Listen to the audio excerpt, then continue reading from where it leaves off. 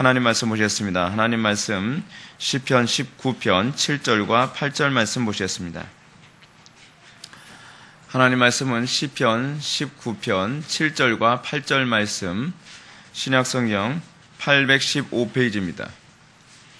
신약성경 815페이지 시편 19편 7절과 8절 말씀 찾으셨으면 제가 봉독하겠습니다. 여호와의 율법은 완전하여 영혼을 소성시키시며 여호와의 증거는 확실하여 우둔한 자를 지혜롭게 하며 여호와의 교훈은 정직하여 마음을 기쁘게 하고 여호와의 계명은 순결하여 눈을 밝게 하시도다. 아멘. 이 시간은 기독교 강요 8번째 강의가 되겠습니다. 제6장 창조주 하나님께로 나아가는 데는 성경이라는 안내자와 교사가 필요함이라고 하는 큰 제목 밑에 우리가 오늘 6장 전체를 우리가 살펴봅니다. 6장 전체가 1절부터 4절까지 되어 있습니다. 창조주 하나님께로 나아가는 데는 성경이라는 안내자와 교사가 필요함. 우리가 지난 시간까지 우리가 일반 계시에 관한 부분에 관해서 살펴보았습니다. 일반 계시를 우리가 생각할 때 일반 계시에는 항상 특별 계시가 있지 않는 한 바른 해석이 불가능하다 했습니다. 그러니까 여러분, 인간이 타락한 이후에 인간 타락으로 말미암아 나타나는 가장 심각한 문제는 무엇이냐면 해석이라는 문제가 항상 우리에게 대두되어집니다. 하나님께서는 당신의 신성을 모든 자연 만물을 통하여 그리고 모든 인간 관계를 통해서 다 보여주십니다. 하나님께서 이 시대에도 또는 자연인들에게도 얘기를 안 하시는 게 아니시죠. 그렇죠?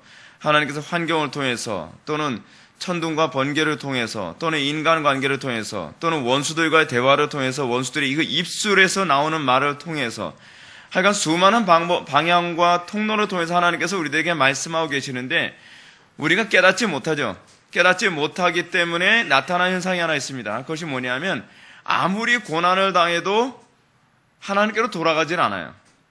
그러니까 하나님께서는 그 모든 환경을 통해서 궁극적으로 그래, 너 그러니까 그런 어리석은 그만 범하라는 얘기야 라는 그런 얘기가 아니라 궁극적으로 하나님께로 돌아오라는 메시지를 던지는데 이 성경을 모르는 수많은 사람들은 고난을 아무리 당해도 그들이 그러니까 내가 하나님께로 돌아가야만 살 길이 있구나라고 하는 걸 깨닫지 못한다는 사실입니다. 그러니까 여러분, 특별 계시라고 불려지는 이 성경의 필요성은 우리가 반드시 좀 염두에 두어야 되는데 성경은요, 모든 해석의 기초입니다. 그러니까 하나님께서 우리가 여러분들 그 교재를 한번 보시게 되면은 교재 1절에 위에서 두 번째 줄 우측 부분부터 보시겠습니다. 하나님께서 한 사람의 예외도 없이 모두에게 자신의 임재를 그의 피조물들 속에서 보여주셔서 온 인류를 동일한 정죄 아래 두셨기 때문이다. 자, 하나님께서는 자신의 임재를 피조물들 속에 다 보여주고 계세요. 피조물들 속에 다 보여주고 계심에도 불구하고 우리가 하나님을 아는데 실패를 하는 이유가 어디 있는가? 해석을 하는 데 있어서 항상 우리는 본능적으로 어떻게 해석을 하죠? 자기 중심적으로 해석을 하는 게 문제인 거예요. 자기 중심적으로 해석을 하니까 항상 어떤 문제가 발생하냐면 우리에게 어떤 현상이 딱 나타나요. 예를 들어서 우리가 운전을 하고 하다가 접촉사고를 내게 되면 우리가 항상 어떻게 반응을 하죠? 네가 잘못이야 부터 나오죠. 그렇죠? 절대로 내 탓인 줄 우린 생각하지 않죠. 근데 굳이 내가 잘못하지 않았는데 내가 왜 내 탓이라고 생각해야만 하는가?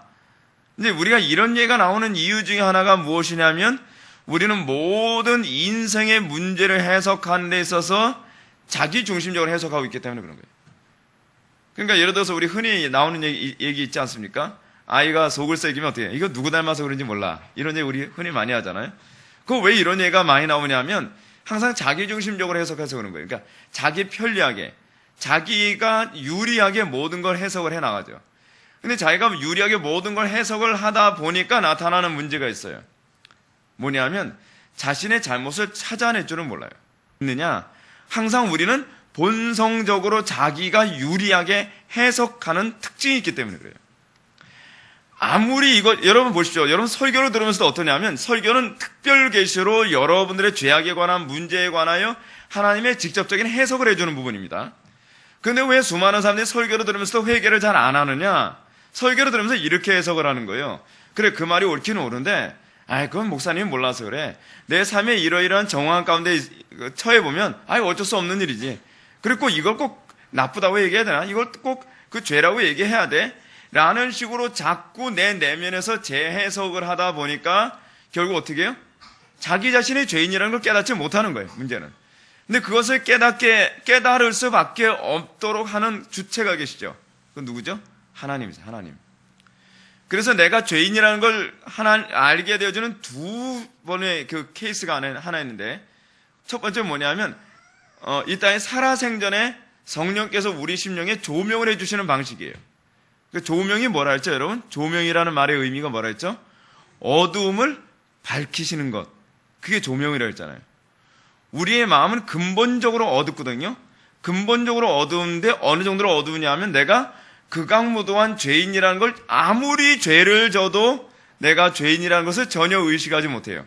근데 어떨 때 알게 되냐면 성령께서 우리의 마음속에 그 어두운 마음에 빛을 딱 비춰서 우리 속에 우글우글한 그 죄악을 실체를 딱 드러냈을 때 내가 이렇게 끔찍한 죄인이었구나. 이게 조명이에요. 이게 조명. 그래, 나 죄인이야. 맞아. 죄인이지 뭐. 이게 조명이 아니라 자기 자신의 죄인됨에 관하여 실제적이고 그리고 하나님의 심판에 대해서 하나님의 그 심판이 아무리 엄중하다 하더라도 그 엄중한 심판에 대해서 당연시 받아들일 만큼 자기 자신의 죄의 심각성을 자각하는 수준까지 가는 것. 이것이 조명이에요. 이것이 조명. 그래서 내가 죄인이라는 것을 인정하게 만드는 첫 번째 작용이 뭐냐면 성령의 조명이거든요.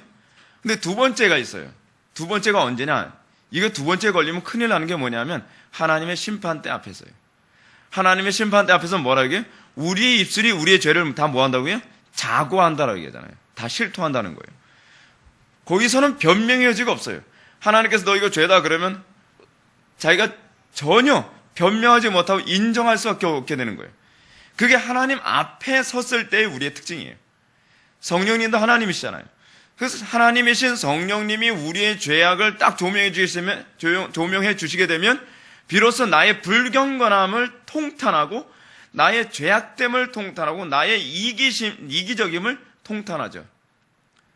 근데 성령께서 궁극적으로 나의 죄악됨과 나의 불경건함과 나의 믿음 없음을 조명해 주시기 전에는 우리가 인정하지 않는 이유가 어디 있냐면 항상 해석의 문제 때문에 그래요. 해석의 문제. 해석을 내 편견식으로 해석을 하는 거거든요. 그래서 그 죄악이 아무리 크더라도 결코 크게 보이지 않는 문제가 거기에 있어요. 그래서 여러분 특별계시가 하는 일은 무엇이냐면 특별계시는 일반 계시로 우리에게 주어진 모든 것에 관하여 하나님께서 객관적인 해석을 해주시는 것이 사실 특별계시거든요. 그래서 하나님의 관점이에요. 그게 하나님의 관점. 그리고 객관적인 해석이 가능한 거예요. 여러분 객관적이라는 얘기는 무슨 얘기입니까? 절대적인 해석이라는 얘기거든요. 객관적인 해석이라는 말의 또 다른 동의어는요. 절대적인 해석이라고 하는 말은 무슨 얘기냐면 하나님이 보시는 해석인 거예요. 왜냐하면 하나님이 절대자이시니까. 그래서 하나님만 어떤 분이에요? 객관적이에요. 하나님만 객관적이세요. 그래서 하나님께서 우리의 심령의 죄악을 조명하실 때 비로소 나를 어떻게 볼 수 있냐면 객관적으로 볼 수가 있는 거예요. 자, 이런 차원에서 특별 계시, 이 계시라는 관점에 관해서 오늘날 왜 꿈이 계시가 될 수 없는가? 특별 계시로 결코 들어갈 수 없는가에 관한 부분을 제가 여러분들한테 말씀드리겠어요. 여러분, 꿈은 항상 어떻습니까? 하나 꿈꾸고 나면 해석이 필요해요? 필요 안 해요? 항상 필요하죠. 꿈을 꾸고 나서 우리가 이 꿈을 오늘날 계시로 보면 위험한 이유 중에 하나 뭐냐면 꿈을 객관적으로 해석할 근거가 없어요. 이 땅에 나타나는 수많은 자연 만물은요 항상 성경을 통해서 해석이 가능하거든요. 자, 여러분 한번 그 기독교 강요 81페이지로 넘어가세요. 2절에 두 번째 패러그래프 한번 보시기 바랍니다. 2절의 두 번째 패러그래프 보게 되면 기록된 하나님의 말씀 해가지고서 두 번째 패러그래프 보면 적절한 곳에 가서 상세히 보게 되겠지만 율법의 용도는 여러 가지로 다양하다. 그러나 모세를 비롯하여 모든 선지자들에게 율법이 주어진 것은 특별히 하나님과 사람 사이 화목의 길을 가르치기 위함이다. 잠깐만요. 이 부분이 아니네. 83페이지 넘어가시다. 83페이지 4절 두 번째 패러그래프예요. 4절 두 번째 패러그래프. 시편 29편에도 이와 똑같은 목적을 말하고 있다. 선자는 우레소리로 땅을 뒤흔들며 바람과 비와 회리바람과 폭풍으로 산들을 떨게 만들며 백향목을 꺾는 하나님의 무서운 음성에 대하여 말씀한 다음 마지막 부분에 가서 성전에서 그 모든 것들이 말하기를 영광이라 하도다 라는 말씀을 덧붙이는데, 이는 불신자들은 공중에서 울려 퍼지는 하나님의 모든 음성을 전혀 듣지 못하기 때문이다 라고 얘기합니다. 칼빈은 지금 뭘 얘기하는 것이죠? 우리에게 일상적으로 나타나는 하나님한테 백향목이 꺾여져요. 여러분, 길거리에다 가로수가 꺾였단 말이에요. 그리고 길거리 가다가 갑자기 비가 너무 많이 와, 태풍이 불어가지고 어떤 불상사가 일어나기도 했단 말이에요. 그럼 우리는 그런 문제를 우리는 어떻게 해석하죠? 자연 현상이다라고 해석을 하는데, 그게 아니라는 거예요. 하나님의 음성이라는 거예요. 그래서 칼빈이 뭐라 얘기합니까? 불신자들은 공중에서 울려 퍼지는 하나님의 모든 음성을 전혀 듣지 못해요. 전혀 듣지 못해요. 근데 우리는 들을 수 있는 근거가 어디 있어요? 들을 수 있는 근거. 율법. 하나님의 말씀, 계시. 우리가 성경을 통해서 우리에게 나타나는 특징이 뭐예요? 성경을 통해서 우리는 우리 삶 속에 나타나는 수많은 모든 현상을 내 주관적인 방식으로 해석하는 것이 아니라 어떻게 해석하는 거예요? 성경 말씀을 근거로 해서 해석을 하는 거죠. 여러분, 점치는 것의 문제점이 무엇이 있습니까? 점치는 것은요, 다 자기 주관적으로 해석을 해버려요. 동쪽에서 귀인이 온대요. 이건 자기가 해석하기 달려있는 거예요. 예. 물가를 조심하래요. 도대체 무슨 물을 조심하라는 거예요? 접신물을 조심하라는 거예요? 수돗물을 조심하라는 거예요? 목욕물을 조심하라는 거예요? 수영을 하지 말라는 거예요? 해석하기 달려있어요. 해석에 뭐가 없다는 거예요? 기준이 없어요, 기준이. 근데 문제가 뭐냐면 꿈도 그래요, 꿈도. 제가 왜 여러분들에게 꿈을 신뢰하지 말라고 말씀드리냐면, 꿈 같은 경우에는요, 10이면 10, 100이면 100사람한테 그 꿈 얘기해주면 꿈에 대한 해석이 다 제각각이죠. 그래서 항상 모든 해석은 객관성을 띌 때라야만 그것이 하나님으로부터 온 거라고 가능하게 해석할 수 있거든요. 근데 여러분 보십시오. 다니엘 같은 경우에는 꿈을 해석하지 않습니까? 다니엘이 꿈을 해석할 때 그의 꿈 해석은 어떻습니까? 객관적이죠. 객관적이에요. 그 모든 것이 객관적이어야 되는데 신약시대에 와서는 꿈 해석에 관한 얘기가 아예 없어요. 그래서 우리가 자꾸 꿈을 꾸는 것을 통하여서 신앙의 문제를 자꾸 진단하게 되면 신앙의 문제가 아주 심각하게 되어진다는 거예요. 왜냐하면 하나님께서 일상의 모든 문제를 통해서 해석하도록 하는 것은요, 어떠한 계시를 주기 위한 것이 아니라 중요한 개념이 하나 있는데, 여러분들하고 영적으로 철이 들게 하는 데 있어요. 영적으로 철이 들게 하는 거. 자, 여러분들 삶의 정황에서 인간 관계의 문제 가운데 나타나는 문제 안에서 하나님의 뜻을 깨닫고 거기서 우리가 교훈을 얻어서 우리가 그 문제를 해결해 나가게 되면 어떻게 됩니까? 우리가 좀 성숙해져 가죠. 성숙해져 가요. 근데 꿈이라든지 그렇지 않으면 직통계시라는 방식을 통해서는요, 성숙해질 어떤 틈이 없어요. 그냥 시키면 시키는 대로만 움직이면 되는 거예요. 생각을 할 필요가 없는 거예요. 그러니까 여러분, 왜 우리는 특별계시를 그토록 중요시 여기는가? 특별계시를 통해서 하나님께서 우리의 삶의 모든 문제를 하나님의 음성을 들을 수 있도록 만드시는 거예요. 제가 어저께인가 그 선교단체 쪽에서 활동하는 그 외국인 목사님 중에 유명한 목사님이 하나 있습니다. 그 사람이 집회 인도하는 걸 제가 동영상을 잠깐 봤는데 아주 심각해요. 뭐냐면 오늘 여러분들 그 하나님의 음성, 다들 눈을 갖고 하나님의 음성을 들으십시오 그런 거예요. 그래서 하나님의 음성을 들으라는 거예요. 그러면서 마귀의 음성을 듣지 말고 하나님의 음성을 들으라는 거예요. 아니, 마귀의 음성인지 하나님의 음성인지 어떻게 합니까? 우리가요. 그래서 하나님께서 여러분들에게 말씀하십니다. 여러분들 마음에 느껴지는 것이 하나님의 음성입니다. 여러분, 하나님께서 오늘날 그렇게 말씀하지 아니하시죠. 오늘 하나님께서 그렇게 말씀하지 아니하시는 이유가 뭐냐면 객관성이 없기 때문에 그래요. 객관성. 하나님께서 오늘날 우리들에게 이 말씀이라는 것을 통하여서 우리가 어떻게 하시냐면 말씀을 통해서 다이렉트로 말씀하시는 것이 아니라, 성경 말씀대로 다이렉트로 말씀하시는 것이 아니라 성경 말씀에 또 어떤 과정을 거치냐면 조명이라는 과정을 거쳐요. 성경 말씀의 조명이라는 과정을 거치기 때문에 하나님의 말씀은요, 시간을 초월해서 모든 시대 사람들에게 적용이 가능해지는 거예요. 근데 여러분들 성경을 읽으면서도 성경이 잘 납득이 되지 않고 마음에 조명이 되지 않는다.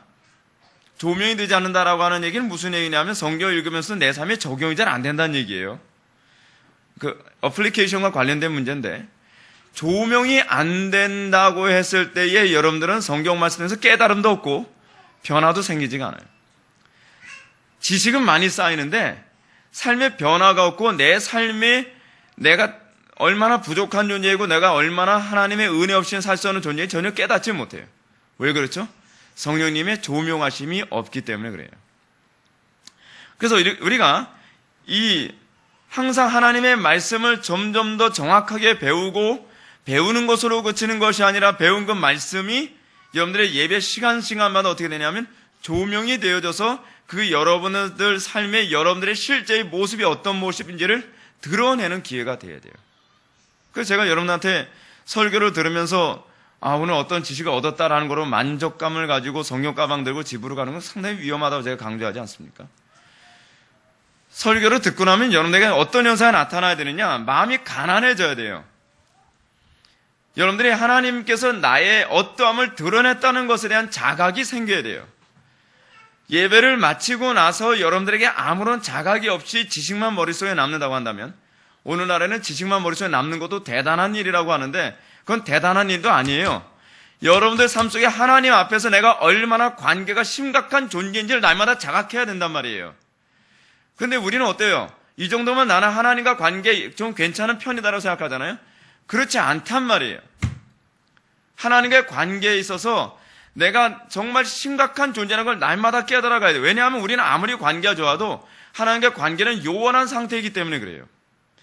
그래서 우리는 내가 이 부분에 대해서 하나님과의 관계가 심각하고 저 부분에 대해서 하나님과의 관계가 심각하고 하는 이 부분이 속속들이 하나씩 알아져가면서 우리는 일평생 성화의 길을 걷게 된다는 것이죠. 하나님의 말씀이 그래서 여러분들에게 어떤 현상이 나타나야 항상 충격이 돼야 돼요. 충격이요. 그래서 여러분 데살로니가전서에서 뭐라 얘기합니까? 사도 바울이 하나님의 말씀을 증거할 때 어떤 기대감을 가지고 하나님의 말씀을 증거해요? 성령의 선에게 주시는 기쁨과 큰 확신으로. 그렇죠? 아무 생각 없이 앉아있는 거 말고요. 큰 확신으로 와야 된단 말이에요. 그렇게 오지 않으면 여러분들이 이 땅에서 그 말씀을 붙잡고 살아가는 힘이 없어요. 능력이 없단 말이에요. 그러니까 여러분 항상 신비주의, 은사주의에 심취해 있던 사람들이 항상 말씀에 대해서 반응하는데 시큰둥한 이유가 뭐냐면 항상 이 성령의 역사를 자꾸 은사의 역사라고 자꾸 생각하는 거예요. 신비적인 역사라고 자꾸 생각하는 거예요. 근데 그게 아니란 말이에요. 성령의 역사는 항상 말씀을 통해서 하세요. 그리고 은사라고 하는 것조차도 하나님께서는 말씀을 강화시키는 쪽으로 이끌어 가실 뿐이지 오히려 은사 때문에 말씀에 대한 우리의 감각이 어두워진다면 그건 성령의 역사가 아니라는 것을 여러분은 기억해야 되는 거예요. 우리가 오늘부터 살펴보게 되는 6장부터 10장까지 내용이 뭔가를 먼저 한번 여러분들 여러분들 교재 한번 기록해 보시기 바랍니다. 6장부터 10장은요, 특별 계시로서의 성경에 관하여 얘기하고 있습니다. 특별 계시로서의 성경에 관해서. 그래서 하나님을 알기 위해 일반 계시의 한계를 넘어선다는 거예요. 그게 특별 계시의 특징이에요. 특별 계시로서의 성경에 관한 이해. 하나님을 알기 위해서 일반 계시의 한계를 넘어섬. 궁극적으로 제가 여러분한테 이런 말씀드리죠.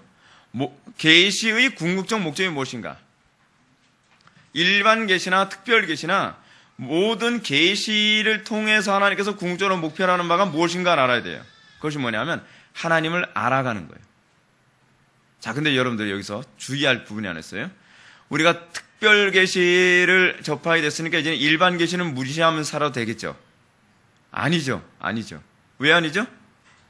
하나님께서는 특별 계시가 그러니까 더 좋은 것, 마치 성전이 주어졌으니까 성전의 본체이신 그리스도가 주어졌으니까 성전을 폐지한 것처럼 신앙생활하면 안 돼요.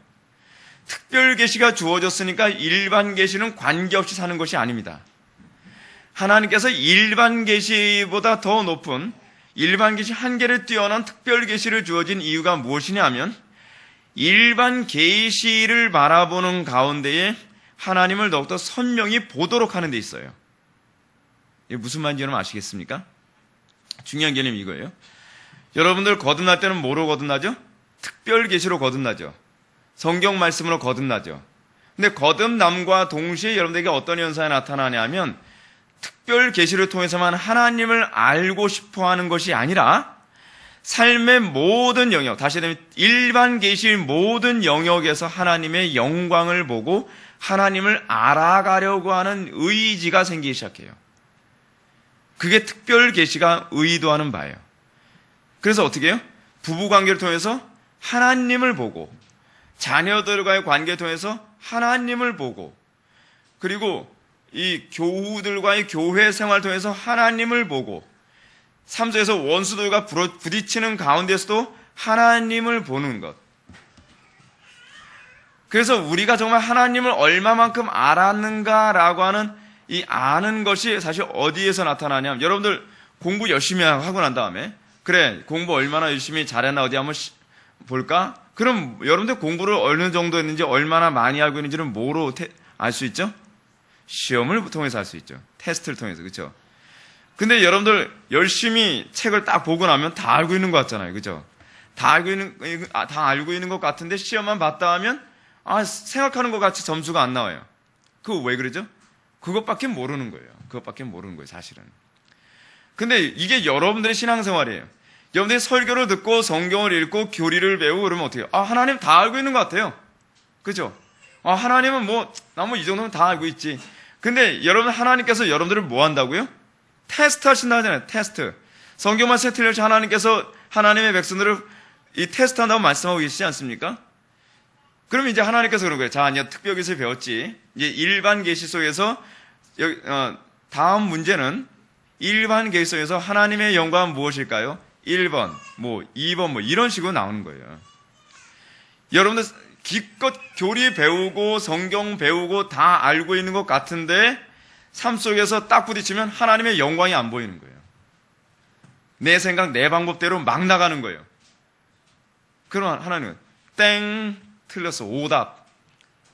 알고 있는 게 아닌 거예요. 알고 있는 게. 난 알고 있다고 생각을 했는데. 그렇다면 여러분, 일반 계시를 통해서 우리를 하여금 어디로 가게 만드는 거예요?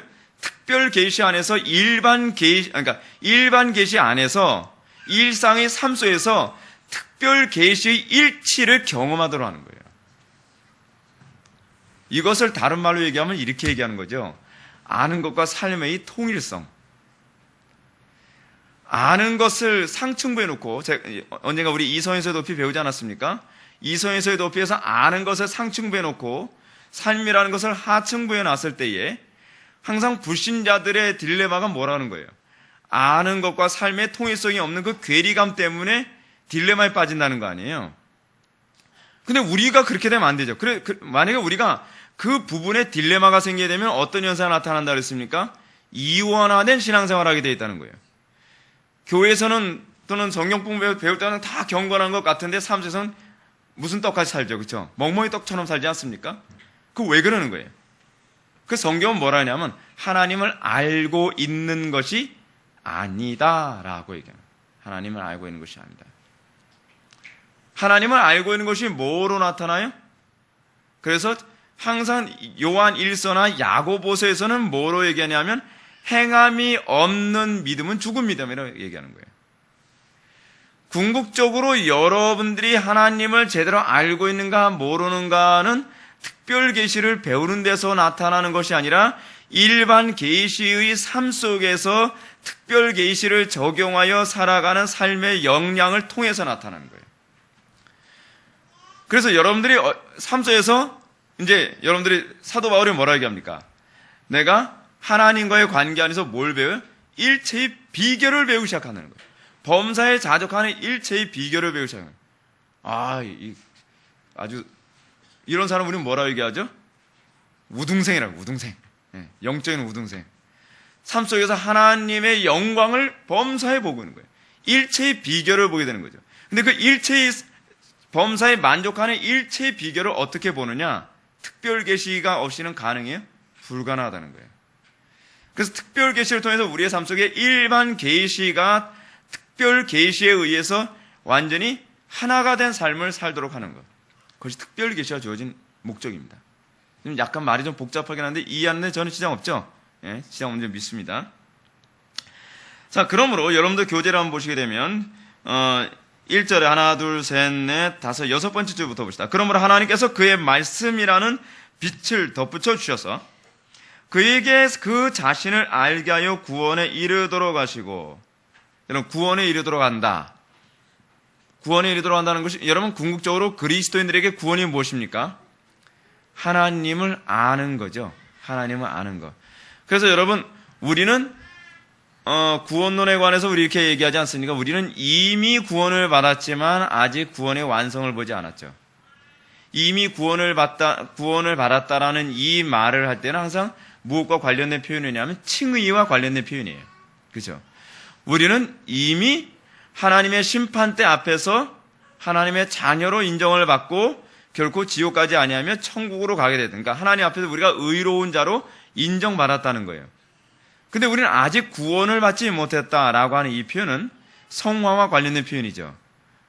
이걸 우리가 이렇게 이해합시다. 이렇게 이해해도 큰 무리는 없어요. 뭐냐면 우리는 하나님 앞에서 신분적으로는 의롭다 칭함을 받았지만 하나님 앞에서 우리의 인격적 삶은 아직 낙제죠. 낙제. 근데 우리가 구원의 완성을 보게 되는 때가 있죠. 그때 언제예요? 우리가 이 땅에서 육신의 장막을 벗고 그리스도와 완전히 연합되어지는 거죠. 그리스도 하나로 완전히 연합되어졌을 때 우리는 비로소 어떻게 되냐면 우리의 행위조차도 결국은 완전한 의로운 삶을 살 수 있게 되어져요. 그렇죠? 그래서 궁극적인 구원의 완성이 어디서 일어나는 거예요? 그래서요? 영원한 천국에 갔을 때 또는 주님이 재림하셨을 때 구원의 완성이 일어나요. 그러면 어떤 구원의 완성이냐? 신분적 의의만의 완성이 아니라 우리의 삶 자체도 완전한 의의가 이제는 일치하는 시점이 되어지는 거예요. 지금 우리의 딜레마가 무엇입니까? 우리는 신분적으로는 의롭다 칭함을 받았는데 문제는 뭐냐면 우리의 삶이 의롭지 않다는 게 문제잖아요. 우리가 의롭지 않음에도 불구하고 예수 그리스도의 의의를 힘입어서 우리가 하나님의 심판대 앞에서 의롭다 칭함을 받기 때문에 우리가 구원을 보장받는 것이지만 우리는 하나님 앞에서 우리의 삶이 여전히 부끄럽죠. 부끄러운 삶이에요. 근데 이 부끄러운 삶이 궁극적으로 우리가 이제 완전한 의로운 삶으로 가도록 하기 위하여 하나님께서는 이 구원에 이르도록 날마다 긍휼을 베풀어 주시죠. 긍휼을 베풀어 주세요. 그래서 여러분 그 말씀의 빛이라는 것을 덧붙여 준다라고 하는 주셔서라고 하는 부분을 보면 일반 은총을 바로 해석할 기준을 주시고 제가 구원의 wals에 설명하면서 그 부분을 제가 얘기하다가 제가 말았네요. 제가 잠깐 필름이 끊겼댔어요. 그래서 이 구원이라고 하는 것에 관해서 좀 더 우리가 궁극적으로 이해한다면 그 구원이란 우리가 그리스도와 완전히 연합을 이루는 거예요. 아시겠죠? 우리 이 땅에서 우리의 갈등이 뭐예요? 여러분들 다 그 갈등이 있는 줄 믿는데 내가 그리스도와 더 온전히 연합하지 못하는 것 때문에 날마다 갈등해 가잖아요. 그렇죠? 이것이 우리가 이 땅에서의 구원의 목적이죠. 그래서 여러분 이 일반 계시, 특별 계시, 특별 계시는 또 두 가지로 이제 나눠지는데 특별 계시는 율법과 복음으로 이제 나눠질 수 있습니다. 그런데 여러분 일반 계시를 통해서 하나님께서는 우리를 어디로 이끌어 가시죠? 우리를 하여금 특별 계시의 필요성을 끊임없이 갖게 만드시죠. 여러분 일반 계시 통해서 여러분 어떤 현상이 나타납니까?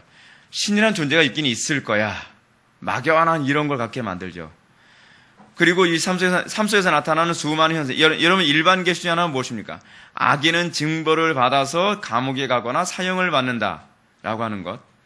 우리 그걸 통해서 뭘 느껴요? 그러면 우리가 죽었을 때 우리가 틀림없이 어떤 절대자에게 심판을 받는 날이 오겠구나라고 하는 것을 그림자를 보게 하시죠. 그게 다 일반 계시거든요. 또 우리는 부모님을 통해서 우리는 누구를 생각하게 만드냐면 하늘에 계신 아버지에 대한 감각을 갖게 돼요. 그게 다 일반 계시란 말이에요.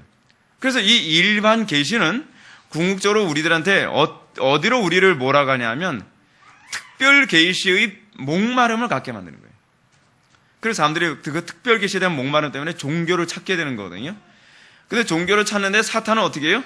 끊임없이 거짓된 종교들을 계속 만들어내죠. 계속 만들어내요.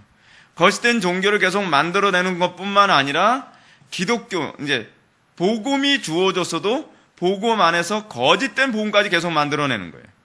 근데 이 어쨌든 특별 계시를 통해서 우리는 일반 계시를 통해서 우리는 특별 계시에 관심을 갖게 되어지고, 특별 계시 중에서도 여러분 율법이, 그러니까 어떤 면에서 그렇습니다. 일반 계시는 특별 계시로 인도해주는 몽학 선생이라고 한다면, 그 몽학 선생이 특별 계시인 율법으로 여러분들 인도하죠. 율법이 어떻게 인도해? 우리는 선하게 살아야 돼, 착하게 살아야 돼, 바르게 살아야 돼. 그래서 여러분, 하나님의 존재를 인정하지 않았다고 하는 칸트조차도 어떤 얘기를 했어요? 절대적인 윤리가 있을 것이다 라고 생각을 하지 않았습니까? 절대적인 윤리? 근데 절대적인 윤리가 있을 것이다 라고 생각하는 그 근거는 뭐냐면 그의 마음속에 이 일반 계시가 특별 계시를 필요로 하는 일종의 호소거든요. 그래서 여러분, 우리가 절대적인 윤리 또는 율법을 여러분들한테 딱 들이대게 되면 그 다음부터 어떻게 합니까? 나는 정말 내 의로는 결코 구원받을 수 없구나 라고 하는 것도 자각하게 되죠. 그래서 여러분, 어떨 때 종교가 더 활발해진지 아십니까? 요즘 같은 때예요. 세상이 타락했을 때. 세상이 타락이 극에 달하면 사람들 종교에 관심이 없고 사람들 다 교회를 떠난다고 생각하잖아요. 교회를 떠나는 이유가 있어요. 그거는 기독교가 기독교의 역할을 못하니까 교회를 자꾸 떠나는 것이지, 실질적으로는요, 요즘 사람들이야말로 정말 종교에 목말라 있습니다. 여러분들 전도를 안 해보죠? 전도 해보십시오. 전도 해보면요, 사람들이 기독교를 바르게 알기 시작하면 기독교에 대해서 호감을 갖기 시작합니다. 근데 여러분들이 전도를 할 때 여러분들이 자꾸 어떤 식으로 전도하냐면 뭔가 내 지식과 내가 가지고 있는 교리적인 박식함으로 상대방을 꺾어야 된다고 하는 부담감 때문에 상대방이 기독교에 대한 거부감을 더 많이 갖게 만드는 게 문제예요. 그렇게 하지 말라는 거예요. 그렇게 하지 말라는 거예요. 오히려 제가 말씀드렸던 것처럼 전도는 어떻게 하는 게 좋아요? 내가 만난 하나님, 그리고 나의 공동체 안에서 역사하시는 하나님의 위대함, 하나님의 영광스러움을 드러내면 되는 거예요. 그러면 그 사람들이 비로소 기독교에 대해서 물어보기 시작하더니, 그럴 때 그 물음에 대한 답변으로 교리적인 답변을 해주면 되는 거예요. 여러분, 우리 주변에 수많은 사람들이 죄악에 빠지면 빠질수록 그 사람들은요, 정말 더 복음에 목말라 합니다. 오히려 어떤 사람이 복음에 별로 목마르지 않느냐? 기독교인들이에요. 의외죠. 예수님 당시에도 누가 예수님의 말씀에 가장 귀를 안 기울였죠? 그 당시 종교 지도자들이잖아요. 누가 복음에도 관심이 많았어요? 세리와 창기들과 죄인들 아닙니까? 근데 우리가 자꾸 착각하는 게 하나 있어요. 우리는 기존의 교인들이 더 복음에 관심이 있다고 착각을 해요. 제가 목회해보니까 아니에요. 제가 실제로 목회하면서 느낀 게 뭔지 아십니까? 교회 열심히 다니는 사람들이 더 복음에 관심이 없어요. 신학교 가겠다고 하는 사람들이 더 복음에 관심이 없어요. 더 심하게 얘기할까요? 목사들 중에서 복음에 관심 없는 목사들이 그렇게 많아요. 의외죠. 왠지 아세요? 자기가 알고 있다고 착각을 해요. 불신자들은요, 복음에 관해서 얘기하면 자기들이 모른다는 걸 알고 있기 때문에, 인정하고 있기 때문에 복음에 귀를 기울이고 자기가 뭘 모르고 자기가 뭘 알고 있는지를 알아요. 근데 교회를 오래 다니면서 아무런 변화도 없고 아무런 성령의 은혜도 모르면서 열심히 그냥 배우기만 하는 사람들은 자기 자신이 하나님의 구원의 은총도 모르는, 정말 전도받아야 될 존재가 나라는 걸 전혀 의식을 못해요. 그래서 기존의 교인들이 복음 전하기가 훨씬 어려운 거예요. 예수님 당시에도 예수님 뭐라고 얘기합니까? 누구에게 의원이 필요한다고요? 병자에게. 자기가 병자라는 걸 자각하는 사람에게. 제가 그래서 복음을 전하면 불신자에게 전하는 것이 훨씬 더 에너지 소모가 덜 돼요. 그리고 복음에 대해서 아예 모른다고 생각하며 교회를 찾아온 사람들이 더 복음에 대해서 반응이 좋아요. 근데 다른 교회에서 나름대로 난 배울 만큼 배웠다라고 하는 유형의 사람들은 첫 번째는 신학생들이 제일 많아요. 신학생들은요, 이미 신학교 안에서 그렇게 얘기합니다. 신학생들은 교수님도 꺾지 못하는 사람들이 신학생이라고 얘기해요. 그 정도로 신학생들은 강팍함으로 충만해요. 그러니까 제가 이 신학생들을 보게 되면 참 안타까운 것이 뭐냐면 자기네들이 지금 신학을 공부하고 있기 때문에 자기가 굉장히 많이 알고 있다고 생각해요. 아니 4년 공부한 거예요. 4년 공부하고서 뭘 읽어봐요. 얼마나 책을 읽었고 알아봐요. 얼마나 알며 경험을 해봐요. 얼마나 경험했겠습니까? 근데 신학교 4년만 딱 거치고 나면 배는 게 없는 거예요.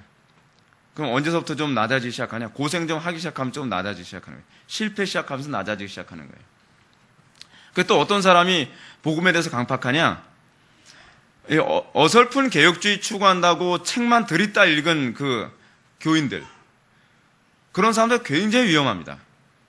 하나님의 말씀을 살기 위해서 몸부림 한번 쳐본 적도 없고 그냥 짬 날 때마다 책만 들이다 읽고서 나름대로 똑똑한 척하는 그런, 제가 그거 수도 없이 겪어봤잖아요. 안 변해요. 근데 어떤 사람이 오히려 잘 변하냐? 제가 아는 게 하나도 없어요. 제가 다른 교회에서 신앙생활 할 때 배운 게 전혀 없어서 제가 처음부터 다 배워야 돼요 라고 하면서 시작하는 사람들, 그 사람들은요 정말 스폰지 같아요. 가르치면 가르치는 대로 받아들여요. 그리고 또 어떤 사람이냐, 정말 세상에서 죄인처럼 살고 있다가 교회라는 데 와서 내가 어떻게 이렇게 나 같은 죄인이 이런 거룩한 곳에 와서 내가 설교를 들을 수 있나, 그런 마음으로 예배당에 온 사람들, 그 사람들은 정말 복음 앞에서 겸손하게 반응하기 시작합니다. 그래서 여러분, 제가 그러잖아요. 뭐가 제일 큰 복이라고요? 겸손이 제일 큰 복이에요. 겸손이 없으면요 아무것도 받지 못해요. 아무것도요. 그러니까 여러분들이 하나님의 말씀을 들으면서도 왜 충격 없이 받아들이냐? 그 이유는 거기 있어요. 충격이 없다는 것에 거의 여러분들 의식은 못해서 상관없습니다. 충격이 없는 이유는 대부분 교만해서 충격이 없어요. 내가 알고 있다고 생각을 하고 있기 때문에 그래요. 그래서 충격이 없고, 충격이 없으면 변화가 없어요. 우리가 설교를 들을 때 내 삶에 변화가 있으려면 의지의 문제가 아닙니다. 의지로 우리 자신을 변화시킬 수 없어요. 여러분들 얼마나 많이 아느냐, 그리고 아는 것에 관해서 내가 얼마나 결단하느냐로 변화되질 않습니다. 그건 조나단 에드워즈도 동일하게 얘기해요. 중요한 건 하나님의 말씀이 내 심령 속에 충격으로 올 때 그때부터 변화가 돼요. 하나님의 말씀이 내 심령 속에서 나를 송두리째 쥐고 흔들게 될 때에 비로소 변화가 시작되어져요. 근데 우리는 이게 문제가 뭐냐면, 설교를 들으면서 충격이란 걸 한 번도 안 받아본 사람은 조금 뜨끔한 걸 그걸 충격이라고 생각해요. 그러니까 제가 이게 참 어려운 게 뭐냐면, 충격이라는 영역은 주관적인 영역이거든요. 그러니까 충격을 받아야 된다라고 하는 이 표현 자체는 객관적인 표현인데, 여러분들이 충격을 이해할 때는 이것이 주관적으로 이해를 해요. 그러다 보니까 나도 다 충격 받았다라고 다 그렇게 생각하고 앉아있죠, 여러분 다. 근데 변화될 정도의 충격이 아니면 진짜 충격이 아니에요. 아시겠습니까? 어느 정도의 충격이냐면 내 인생 전체를 송두리째 뒤흔들 만큼의 충격이에요. 거의 지각변동이에요, 지각변동. 그 사도 바울이 뭐래요? 성령께서 주시는 큰 확신과 기쁨이라고 얘기하잖아요. 그 정도의 충격이어야 돼요, 그 정도로. 이제껏 내가 가지고 있었던 모든 확신을 다 쓰레기통에 쳐박고 그거 하나만 붙잡을 수밖에 없을 정도의 충격이 아니면 사람이 너무 강팍해서 변화되질 않습니다. 그래서 제가 여러분들에게 예배 전에 항상 뭘 기도하라고요? 성령의 조명하심을 항상 구하라는 게 뭐냐면, 그래야 여러분들이 그리스도와 연합하여 날마다 발전하고 변화되는 그 은혜의 부유함, 그것을 경험하게 되는 거죠. 근데 이건 마치 뭐하고 같은가? 이거와 같습니다. 여러분들 79페이지 밑에서 5번째 쪽 봅시다. 가령 노인이나 눈이 흐린 사람 혹은 시력이 좋지 못한 사람에게 아무리 훌륭한 책을 내어 놓는다 해도 그 사람들은 그것이 좋은 책이라는 것을 인정하면서도 눈이 흐리기 때문에 두 단어도 연달아 읽지 못할 것이다. 그러나 안경의 도움을 받으면 아주 또렷하게 그 책을 읽어 내려갈 수가 있을 것이다. 이와 마찬가지로 하나님에 관한 갖가지 혼란스러운 지식을 우리 마음에 제대로 모아주며 우리 우둔함을 몰아내고 참되신 하나님을 분명히 보여주는 것이 바로 성경이다. 여기서 칼빈은 뭐라고 얘기합니까? 우리 삶 속에서 여러분 정말 명석하고 똑똑하고 지혜로운 사람도요, 이 땅에서 일어나는 그러니까 일반 계시를 통해서 하나님께 주시는 것을 통해서 하나님의 경륜을 볼 줄 아는 사람이 있어요. 대단한 사람들이죠. 그러니까 플라톤 같은 사람이 대표적인 케이스고, 역사 안에서 뭐 공자다, 맹자다, 뭐 그렇지 않은 뭐 손무다, 뭐 제갈공명이다, 뭐다 하는 사람들은요, 사실은 하나님의 일반 계시 부분적인 부분을 다 본 사람들이에요. 그래서 때를 기다릴 줄 아는 것. 여러분 이것도 일반 계시 가운데서 하나님의 그 특별 계시가 같은 희미한 부분을 본 거거든요. 그래서 그런 사람들은 때를 기다리죠. 그리고 어떤 사람의 하나의 그 죽음을 보면서 모든 것을 하늘의 뜻에 맡기는 그런 태도도 견지하게 되죠. 근데 이 부분이 희미하게 하나님의 영광을 보는 거예요. 하나님의 영광을. 근데 특별 계시를 딱 주어지게 되면 그 희미한 것 안에 굉장한 많은 왜곡이 있다는 걸 알죠. 그러니까 여러분, 하나님의 예정이라는 것을 사람들이 일반 계시를 통해서 희미하게 본 것이 뭐냐면 운명입니다. 운명론. 이 세상은 사람의 마음대로 안 돼. 모든 것이 다 정해져 있어. 그렇죠? 운명론이 운명론. 근데 그 운명론에 특별 계시라고 하는 안경을 딱 씌워주면 이게 운명이 아니라 하나님 주권이었구나라고 보여주기 시작하는 거예요. 더 선명하게 보여주기 시작하는 거예요. 마치 반투명 유리로 봤을 때는 비슷하게 어슴푸레하게 뭐가 왔다 갔다 하는 것 같이 보이던 것이 그걸 운명론이라고 본 거거든요. 근데 그 부분에 선명하게 그 유리를 딱 치우고 나면 이게 예정이었구나라고 보이는 거예요. 예정. 그 예정과 운명은 달라요. 완전히 달라요. 이런 식이죠. 그러면서 여러분 어떻습니까? 성경을 통해서 희미하게 보던 것을 선명하게 보게 될 때 어떻게 해요? 놀라움을 금치 못하죠. 그런데 우리는 왜 성경을 통해서 그것을 못 보느냐? 성경을 봐도 여러분들 그게 보입니까? 이게 좀 묘한 게 뭐냐 하면, 묘한 게 이거예요. 교리를 가르친다고 하는 사람이 교리를 열심히 가르치는데 이제 이런 현상이 나타나죠. 성도들이 교리를 열심히 배웠어요. 그래서 목사님한테 여쭙습니다. 목사님, 교리 잘 배웠습니다. 목사님 정말 잘 가르치신 것 같아요. 근데 그거 우리 삶하고 무슨 관계가 있어요? 그럼 뭐 하죠? 소위 어플리케이션을 못 하죠. 접목을 못 시킨단 말이에요. 그거 왜 그럴까요? 접목을 못 시키면 결국은 특별 계시는 의미가 없어져 버려요. 우리가 특별 계시를 통해서 결국 일반 계시를 선명히 보도록 주어진 것이 특별 계시인데, 그렇잖아요. 근데 교리 성경 기껏 배워놓고 나서 일반 계시는 여전히 옛날 방식으로 다 보고 있어요.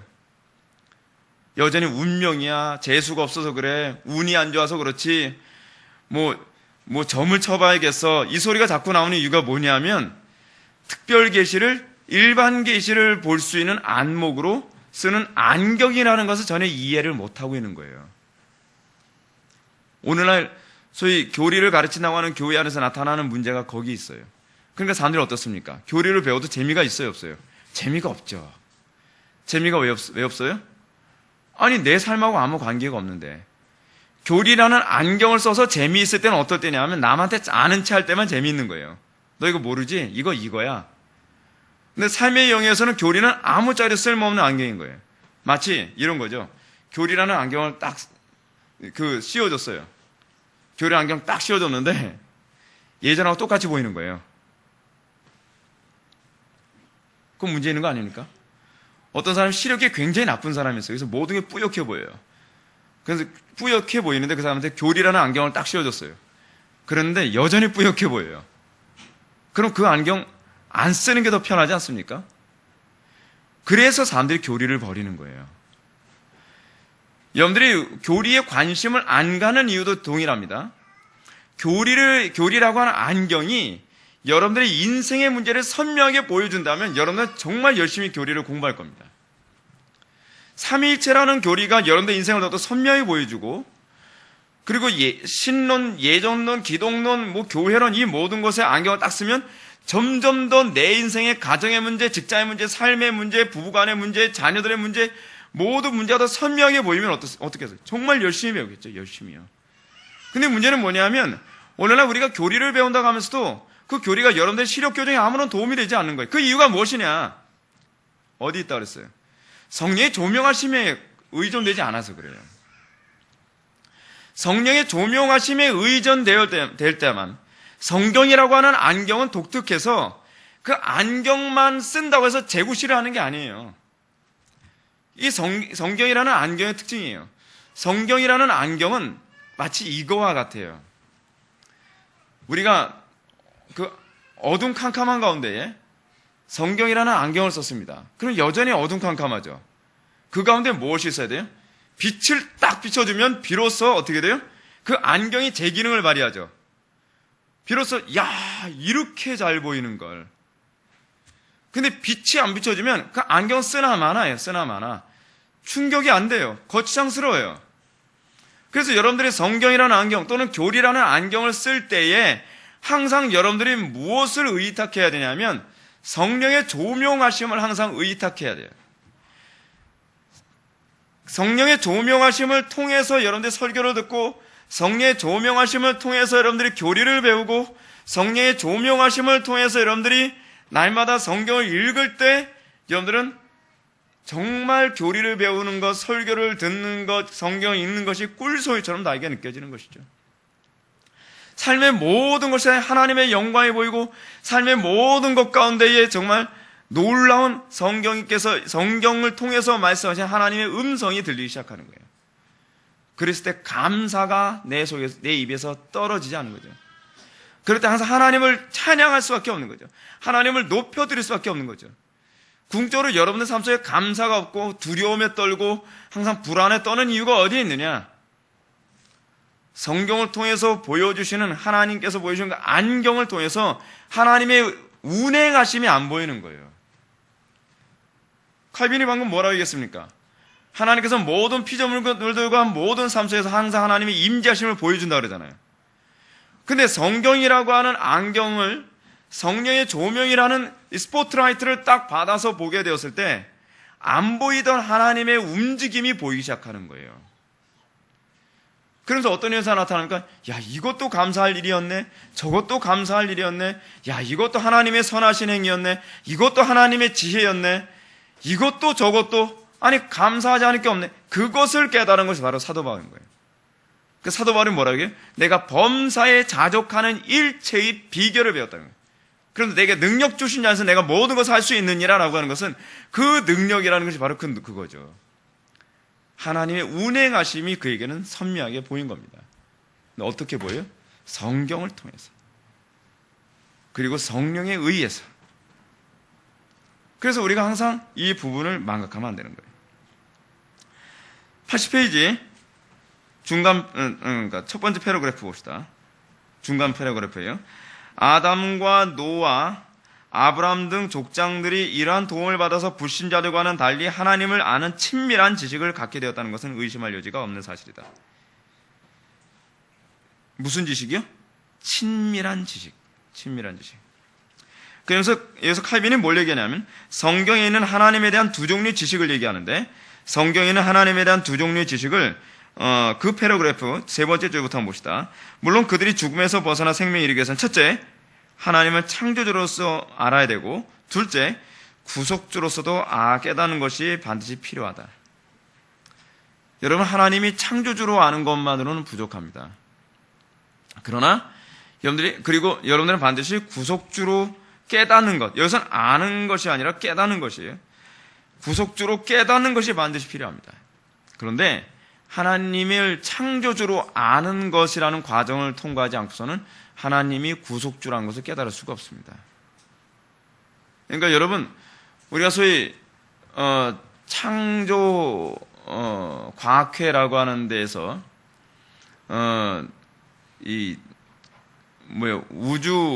우주를 신이 설계했다라고 하는 그 설계설 있지 않습니까? 그것을 지지하는 사람들과 소위 이렇게 자꾸 손을 잡고서 무슨 일을 하는데, 여러분, 우주를 신이 창조했다라고 하는 것만 가지고서 좋아할 거 하나도 없습니다.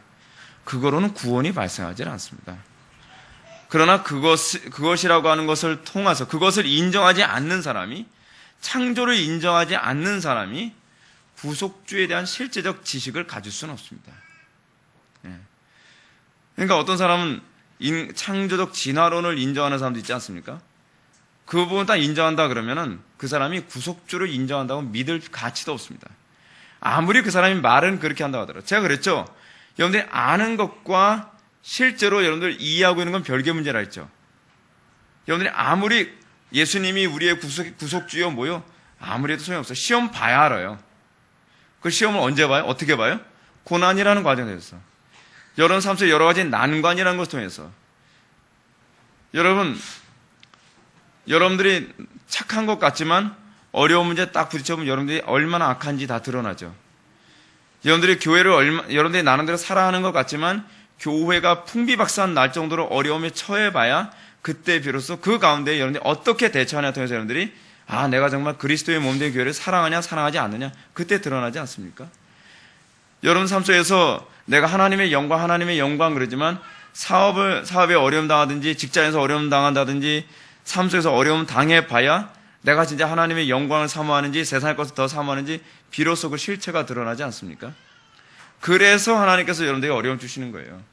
여러분 하나님께서 여러분들에게 어려움 주셨을 때 나는 나한테 왜 이렇게 짜증나게 이런 문제 자꾸 주시는지 모르겠어 라고 반응하면 안 됩니다. 이것 통해서 내가 하나님은 얼마나 알고 있는지 하나님께서 또 저울질 하시는구나. 하나님께서 나에게 내가 믿음이 있나 없나를 지금 저울질 하십니다. 믿음이 있냐 없냐는 하나님은 얼마나 아냐 모르냐고 하는 문제거든요. 이 땅을 그래서 살아갈 때에 제가 옛날에도 그런 말을 여러분한테 한 적이 있습니다. 성도에게서 인생이란 뭐라고요? 하나님을 알아가는 과정입니다. 그래서 거듭나자마자 천국 가지 않는 이유가 거기 있어요. 여러분들이 이 땅을 살아가면서 하나님을 점점 더 알아가는 삶을 살아가는 거예요. 근데 여러분 신앙생활을 10년, 20년 했는데 하나님을 안 됐어서 여전히 형편없어요. 그 신앙생활 잘못한 겁니다. 하나님을 알아가는 건 말로 표현하는 거 아니죠. 말로만 표현하는 걸 우리는 철로역정에서 뭐라고 얘기합니까? 수다쟁이에요, 수다쟁이. 하나님을 얼마나 아냐는 말로 표현하는 게 아니에요. 삶으로 표현하는 거예요, 삶. 그 삶 속에 수많은 문제와 난관 가운데 어떻게 대처하느냐.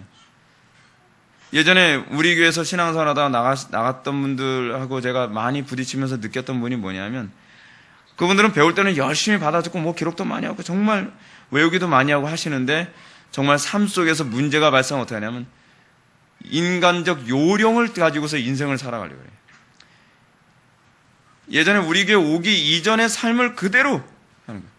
적당히 타협하고 적당히 인간관계 맺고 적당히 인맥까지 해결하고 적당히 돈으로 해결하고 때로는 협박으로 해결하고 도대체 예수를 20년 30년 믿으면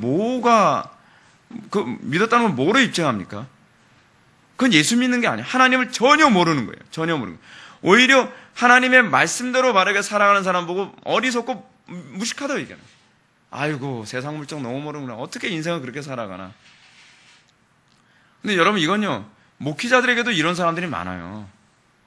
정말 여러분들이 조심해야 될 게 그거예요. 많은 교인들이 순진해가지고 속고 있는 게 뭐냐면 강단설교 교리적으로 잘하니까 저 교회는 굉장히 좋은 교회고 경건한 교회인가 보구나. 정작 그 교회 가보면 어때요? 대부분요. 기존 교회와 똑같이 움직여야죠. 목회 방식도 똑같이 하죠. 하나님을 알고 있는 게 아니에요. 머리로 하는 것과 그의 삶 가운데 하나님과 동행한 흔적.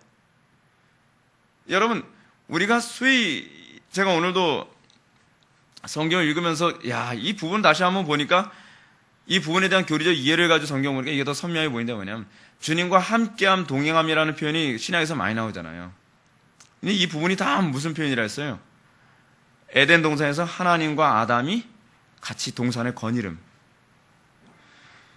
여러분 인생이란 그거예요. 얼마나 우리가 주님과 동산을 같이 거닐듯 걸어가며 살고 있는가에 관한 문제예요. 근데 우리는 주님과 같이 동산 거니는 걸 별로 좋아하지 않는단 말이에요. 불편하죠. 그건 하나님 모르는 거예요. 하나님 모르는 거예요. 그러고 나서 하나님의 심판대 앞에 섰을 때 하나님이 내가 너를 모른다 하면 어떻게 할 겁니까? 그래서 우리가 창조주로서만이 아니라 구속주로서도 깨닫는 것. 구속주로서 깨달을 때에 비로소 이런데 삶의 성화라는 게 나타나요. 삶의 모든 문제에서 내 인생에 구원을 주신 분이 하나님이시라는 걸 인정해야죠. 그럼 어떻게 합니까? 위기를 거짓말로 모면하겠어요? 제가 요즘에도 우리나라에서 나타나는 모습 보면 참, 여러분 요번에 이건 뭐 거의 완전히 다 드러난 사건이니까 뭐 정치적 중립 이렇게 얘기해도 뭐 중립성에서 벗어났다 그 소리는 안 나올 것 같은데, 요번에 검찰총장 사임하지 않았습니까? 사임하지 않았는데 보면은 검찰총장이 자기 혼의 아들이라는 거 뻔히 이제는 다 드러났는데, 가정부도 내 손에 장을 지진다는 식이거든요. 그 임모 여인 집에서 4년 넘게 가정부 생활한 여자가 증언하는 거예요. 분명히 그 검찰총장이 우리 이 집에 들락날락 했다. 그런데 내가 증언하겠다까지 얘기를 하니까 검찰총장이 저 사람을 잘못 봤다라고 얘기하는 거예요. 그러니까 이 임모 여인이 오늘 임모 여인의 그 가정집에서 일하는 가정부가 하는 얘기가 뭐라 하냐면 너무 어이가 없다는 거예요. 어이가 없다. 아니 4년 넘게 내가 밥을 해주고 그랬는데 내가 모르겠냐. 근데 제가 무슨 얘기 하려는지 아시죠? 계속 거짓말. 위기를 모면해서 또 거짓말.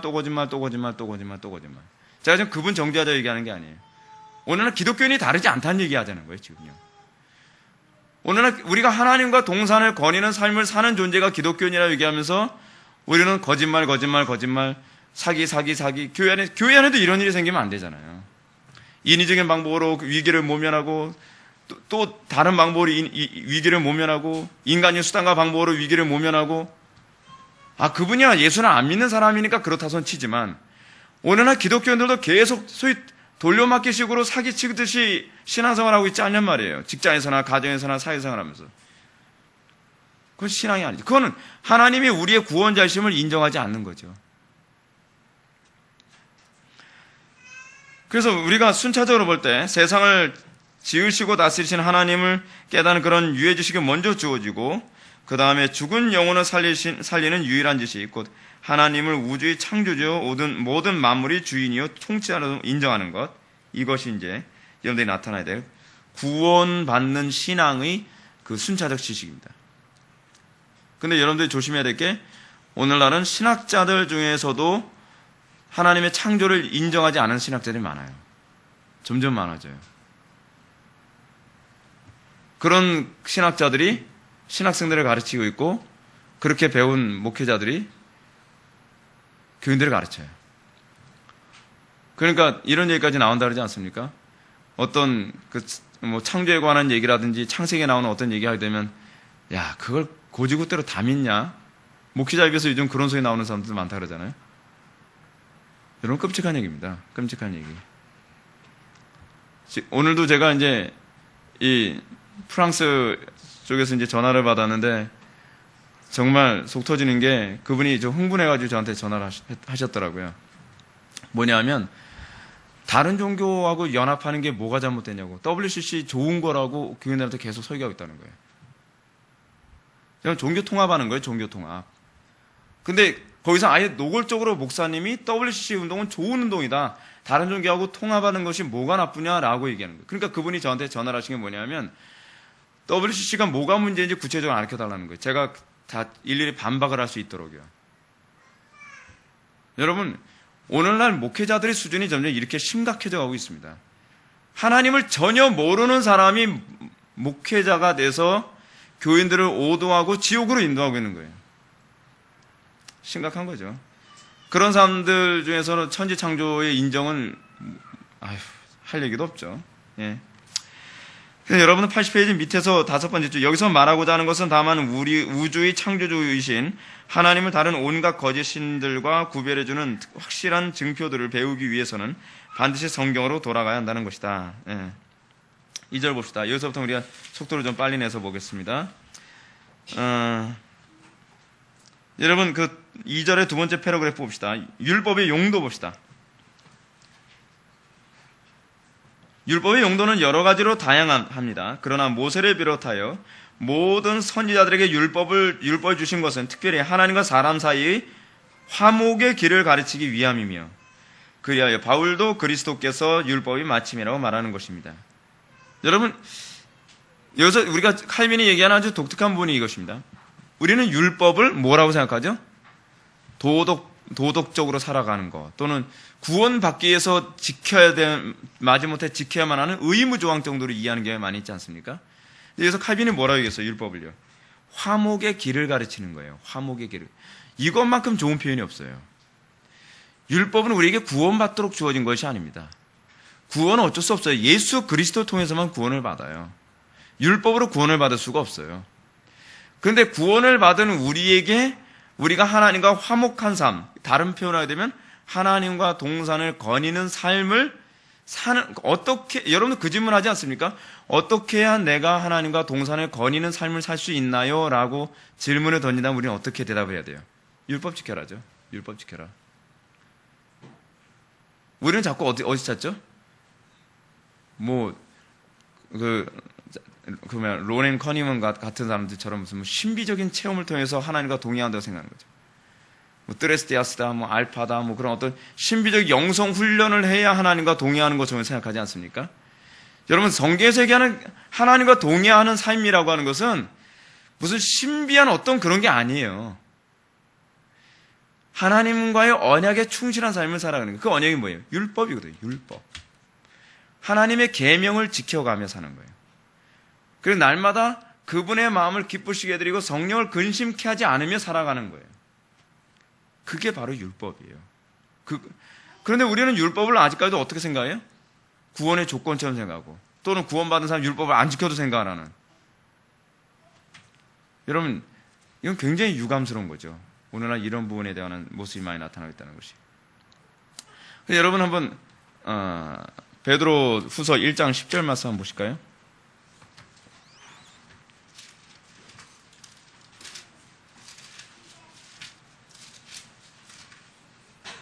베드로 후서 1장 10절 말씀 한번 보시겠습니다.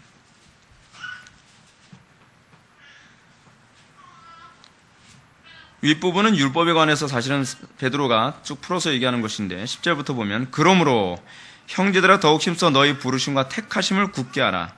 어떻게 굳게 하라는 거예요? 계명을 지킴으로. 사실 계명 지키라는 거예요. 너희가 이것을 행한즉 언제든지 실족하지 아니하리라. 이같이 하면 우리 주 곧 주 예수 그리스도의 영원한 나라에 들어감을 어떻게 해요? 넉넉히 너희에게 주시리라. 율법이 뭡니까? 하나님 사랑, 이웃 사랑이잖아요. 그죠? 그러니까 여러분, 구원혁신은 구원혁신 가지고 자꾸 혼란스러워하는데, 여러분들 부르심과 택함이라는 게 뭐예요? 구원받음이잖아요. 그죠? 근데 부르심과 택함을 견고히 하는 것, 확신을 갖게 하는 것, 그건 뭐라는 거예요? 주의 계명 지키는 거예요. 거룩하게 살아가는 거예요. 거룩하게 살아가는 거. 거룩하게 살아가는 것만큼 여러분들의 구원의 확신을 보장해 주는 게 없다는 거예요. 가장 확실한 방법이에요. 그것을 부르심과 택함을 굳게 하라. 너희가 이것을 행한지 언제든지 어떻게 해요? 실족하지 않을 거라는 거예요. 여러분들이 구원의 확신이 막 흔들리지 않을 거라는 거예요. 근데 우리가 왜 자꾸 구원의 확신이 흔들려서, 목사님 어떻게 해야 구원의 확신을 얻죠? 거룩하게 사세요. 거룩하게 사는 것만큼 우리의 구원의 확신을 견고하게 해주는 게 없다고 이 베드로가 정확하게 얘기했잖아요. 굳게 한다는, 굳게. 이같이 하면 우리 주 곧 구주 예수 그리스도의 영원한 나라에 들어가면 어떻게 해요? 넉넉하게 해주신다고 얘기해요. 넉넉하게. 근데 우리가 오늘날 여러분 항상 교회가 타락할 때마다 구원의 확신 문제 가지고 가장 많이 흔들리거든요. 근데 경건하게 살아가는 시대는요, 구원의 확신 가지고 고민하지 않아요. 왜냐하면 자기 삶 자체가 경건하고 그 경건함 통해서 부르심과 택함을 굳건하게 하고 있기 때문에. 오늘날 한국교회는 자꾸 구원의 확신교리 가지고 자꾸 회자되고 이것이 교회 안에 이슈가 되고 있는 이유가 뭐냐면, 한국교회 교인들이 부도덕해서 그래요. 경건하지 않아서 그래요. 세상 사람들하고 똑같이 살면서 천국만 가겠다라고 하는 얄팍한 마음을 가지고 있어서 그래요. 82페이지 위에서 네 번째죠. 자, 참된 신앙이 우리에게 빛을 발하도록 하기 위해서는 반드시 하늘의 가르침에서 시작해야 한다는 것과 또한 성경의 제자가 되지 않고서는 어느 누구도 올바르고 건전한 교리를 조금 더 맛볼 수 없다는 것을 유념해야 한다. 하나님을 바르게 알기 위해서는 직통계시가 필요한 게 아닙니다. 하나님을 바로 알기 위해서는 환상이 필요한 게 아닙니다. 하나님을 바로 알기 위해서는 음성이 필요한 게 아닙니다. 그러나 이 말을 주의하십시오. 성령의 조명이 필요 없다는 얘기는 아닙니다. 성령이 없어도 성경만 있으면 하나님 바로 알 수 있다라고 생각하는 유형의 가르침은 다 거짓말입니다. 아시겠습니까? 우리는 오늘날 그런 유형의 가르침을 또한 많이 듣고 있습니다. 왜냐하면 신비주의에서 완전히 극단으로 가버린 또 다른 교조주의 때문에 그런 거예요. 그러나 여러분들이 성경만으로는 하나님을 아는 지식에 결코 도달할 수 없습니다. 이거 말 편집하면 굉장히 위험한 말로 들릴 수 있는 얘기예요. 그런데 성경에 반드시 뭐가 있어야 된다는 거예요? 성경의 저자인 성령의 조명이 있을 때라면 성경이 재구시를 하는 거예요. 마치 제가 뭐라 그랬어요 아까? 안경을 끼되 빛이 없는 어두운 곳에 안경을 껴도 아무리 잘 도수를 잘 맞춘 안경을 쓴다 할지라도요, 빛이 없는 곳에서는 안경은 제 기능을 발휘하지 못하는 것과 똑같습니다. 그러므로 하나님께서 성경에서 친히 자기를 증거해 놓으신 것을 경건한 자세로 받아들일 때에 비로소 깨달음이 시작됩니다. 완전하며 모든 면에서 충족한 믿음은 물론 하나님께 대한 모든 올바른 지식도 순종에서 나오기 때문입니다. 이 부분은 믿지 주십시오. 완전하며 모든 면에서 충족한 믿음은 지식에서 나오는 것이 아니라 하나님에 대한 모든 올바른 지식도 순종에서 나오기 때문입니다. 왜 순종에서 나온다고 얘기하느냐? 이 율법주의 얘기하는 게 아닙니다. 순종은요, 성령의 조명이 주어진 상태이기 때문에 그래요. 성령의 조명이 주어지지 않는 한 순종이 안 나와요. 이건 의지의 문제가 아니에요. 그래서 제가 여러분한테 말씀드리고 싶은 말은 이것입니다. 계시의 정점은 순종입니다. 왜냐하면 순종은 성령의 조명을 포함하지 않으면 나타나지 않기 때문에 그래요. 하나님의 계시가 여러분들 심령속에 조명이 되면 그 조명된 계시에 의해서 여러분들의 삶 자체가 뭐가 돼요? 조명의 형상화가 되어져요. 그래서 뭐라고 해요? 성도의 삶은 불신자의 복음이 되는 거죠. 하나님께서 우리에게 원하는 게 그거예요. 우리들의 삶을 통해서 그래서 뭐가 드러나기 원하는 거예요? 하나님의 영광이 드러나기 원하는 거예요. 하나님의 영광이 드러나는 건 성령의 조명을 통해서 우리가 말씀대로 사라지는 것이 하나님의 영광이거든요. 그래서 순종이 없어도 되는 것처럼 가르치는 일체의 모든 가르침은 배격하십시오. 그건 성경적이지 않습니다. 굉장히 위험한 가르침입니다. 성경이 없이는 오리에 빠질 수밖에 없음이라고 하는 부분을 봅시다. 여기서 다 넘어가고 83페이지 위에서 네 번째 줄, 두째 줄부터 봅시다. 두 번째 줄, 쉼표 이후부터 봅시다. 그 오른쪽 부분, 그 말씀의 길을 따라 쩔뚝거리며 걷는 것이 차라리 그 길 바깥에서 온 힘을 다해 달리는 것보다 나은 것이다. 그러므로 다윗은 순전한 신앙이 번성하게 하기 위해서는 미신이 세상에서 제거돼야 한다고 거듭거듭 선언한 다음 하나님의 통치하시는 분으로 소개한다. 여기서 여러분 미신의 제거를 얘기하고 있습니다. 교회 안에서 왜 개혁교회가 끊임없이 교회 안에는 수많은 미신적 요소들에 대해서 질타를 가하느냐? 미신적 요소들을 교회 안에서 제거하지 않고 성도들을 바른 길로 인도할 수가 없기 때문에 그래요. 미신적 요소들이 번창하는 상황에서는요, 항상 하나님 말씀은 왜곡되게 되어 있습니다. 그래서 오늘날 개혁교회는 끊임없이 교회 안에서 미신적 요소들을 구석구석 비판하고 공격하며 제거하려고 애를 쓰는 거죠. 미신이 뭡니까? 부정확한 지식과 추측으로 자기가 고안해서 하나님을 섬기는 행위 아닙니까? 그러니까 여러분, 하나님을 섬기는 행위는 항상 성경에 근거되어야만 합니다. 하나님을 섬기는 행위를 부정확하고 추측으로 자기가 고안해서 하나님을 섬길 수 있는 것이 아닙니다. 우리가 오늘날 교회 안에 굉장히 미신적 요소들이 많이 들어오죠. 예를 든다면 주기도문 몇백 번 또는 몇천 번 하면 하나님이 응답해 주신다. 이 부정확하고 추측에 의한 이 자기 스스로 고안해낸 행위 아닙니까? 자기 스스로 고안하여 하나님을 섬기겠다는 행위? 이걸 미신이라는 거예요. 이걸 미신. 그리고 여러분 또 다른 미신 하나 있죠. 주일 성수 잘하면 하나님께서 재물 복 주시고 형통 주시고 그런 거 그거 다 미신입니다. 또 미신이 뭐가 있습니까? 그 예배당 강대상 뒤쪽에 있는 십자가 붙들고 기도하면 기도가 잘 된다? 이런 거 다 미신입니다. 또 어떤 사람도 그런 말 있죠. 강대상 붙들고 기도하면 기도가 더 잘 된다. 그거 다 미신입니다. 사단이요 일부러 그런 미신이 만들어지게 하기 위해서 그런 일을 해요. 기도가 안 되는데 어느 날 강대상 붙들고 딱 기도했더니 기도가 잘 되는 때가 있거든요. 근데 또 그게 몇 번 반복되면 이제 그게 이제 미신으로 자리가 잡는 거예요. 역시 강대상 붙들고 기도하니까 기도가 잘 되더라. 근데 이상하게 그거는 그거로 끝나지 않아요. 꼭 그걸 딴 사람한테 가르쳐요. 권사님 제가 요즘 기도가 잘 안 돼. 내가 알아. 방법이 하나 있어요. 이건 틀림없어. 뭔데요? 강대상 붙들고 기도해봐. 기도 엄청 해야 돼. 강대상이 거기다 또 이제 뭘 깨달은 바가 있어가지고 강대권이라는 게 있거든. 뭐 그런 얘기. 성경에도 없는 다 들어보셨을 거예요 아마. 이건 신기하게 전국적으로 다 알아요. 강대상에 강대권이라는 게 있어. 도대체 그런 얘기도 성경에 없는 얘기거든요. 그래서 강대상 붙들기도 하면 기도가 잘 돼. 그렇군요. 근데 또 기도가 또 잘 돼요. 그럼 어떻게 해요? 이 기쁜 소식을 온 세상에 전해서 지금 전화의 감사 가르쳐줘 이제는 막. 그래서 순식간에 다 가게 흐르는 저주 같은 경우도 그러지 않습니까? 그거 다 미신이거든요. 가게 흐르는 저주를 끊어야 산다. 자, 가게 흐르는 저주 끊기 위해서 우리가 어떻게 해야 됩니까? 이 사탄은 몰라. 저주 끊어.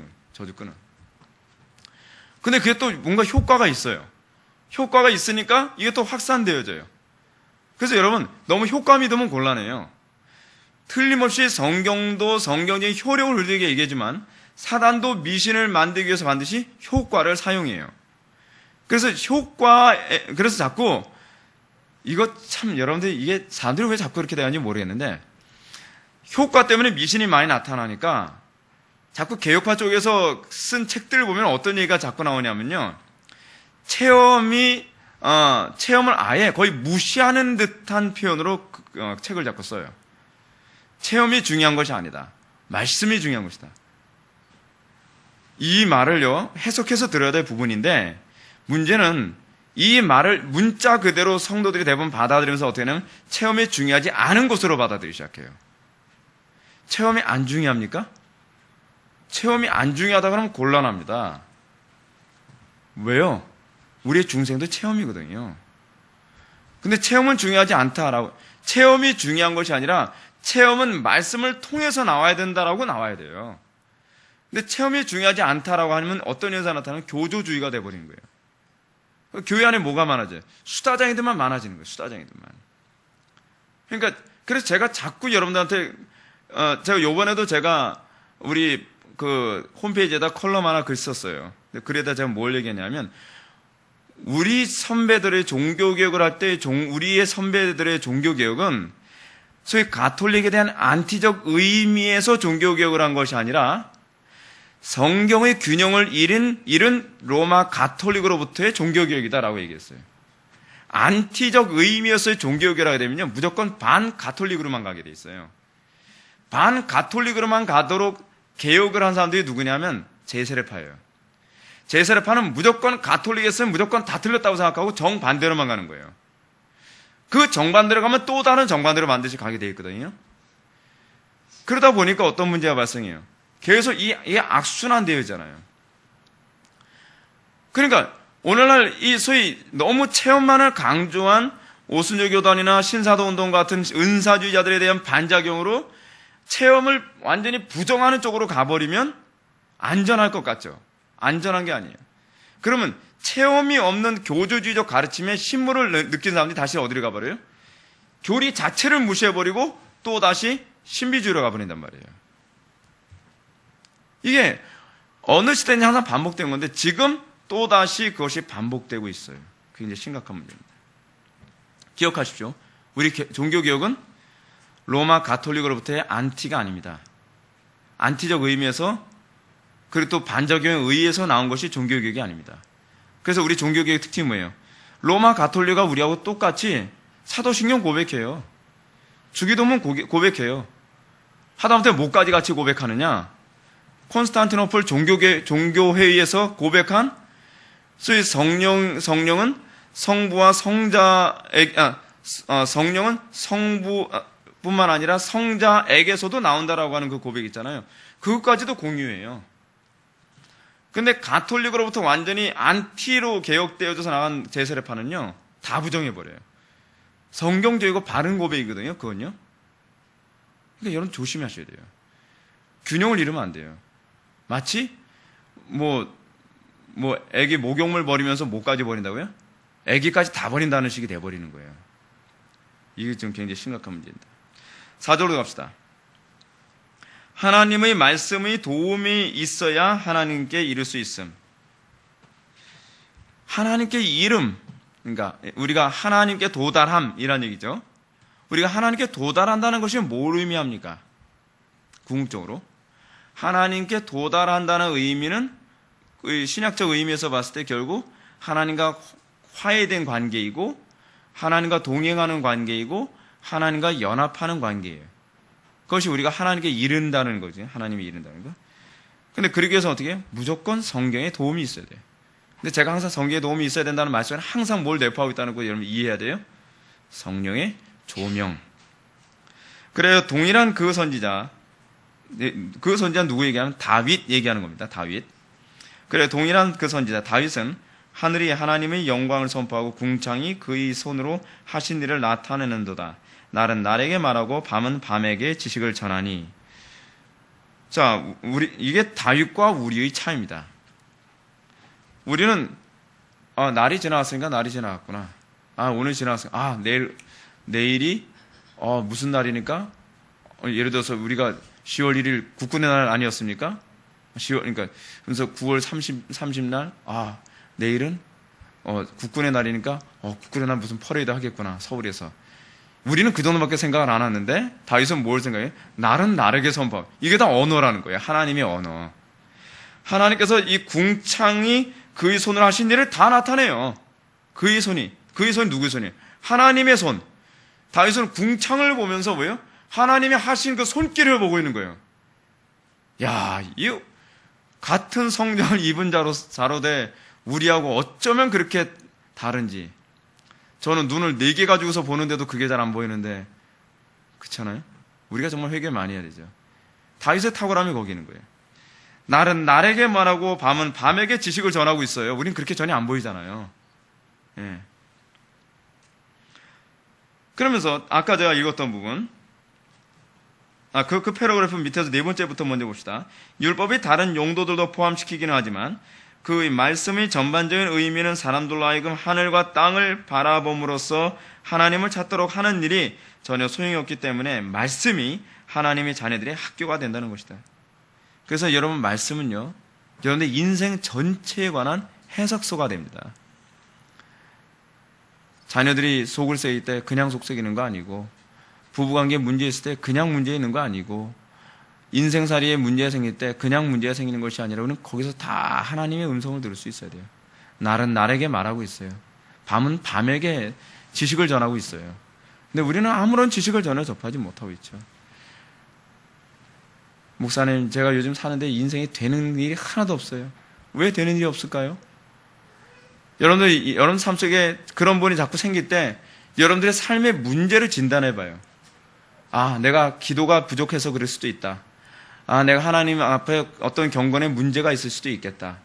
하나님과 나와의 관계가 뭔가 좀 소홀해져 나보구나. 저 같은 경우에는 그런 게 대번에 나오거든요. 기도 생활 좀 부족해지고 그러면 하다못해 신호등까지도 속세이고 길거리 가면서요. 그 안 짖던 개도 지나가면서 짖는 것 같은 기분이 들 때 있어요. 별하별 속된 말로 재수없는 일만 계속 반복해서 막 생기는 거예요. 근데 우리는 그걸 우연이라고 보는 것이 아니라 그 모든 것 통해서 좀 깨달으라고 하나님께서 계속 지적해요. 왜 안 생기던 인간관계 문제 이렇게 계속 자꾸 틀어질까? 괜히 틀어지는 거 아니죠.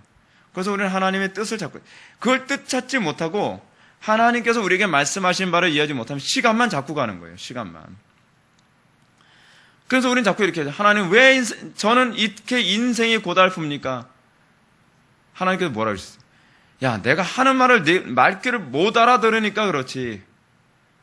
하나님께서는 여러분들의 인생에 있어서 하나씩 소위 그거죠. 낙제하게 되면 어떻게 해요? 다시 공부해야 되잖아요. 패스할 때까지.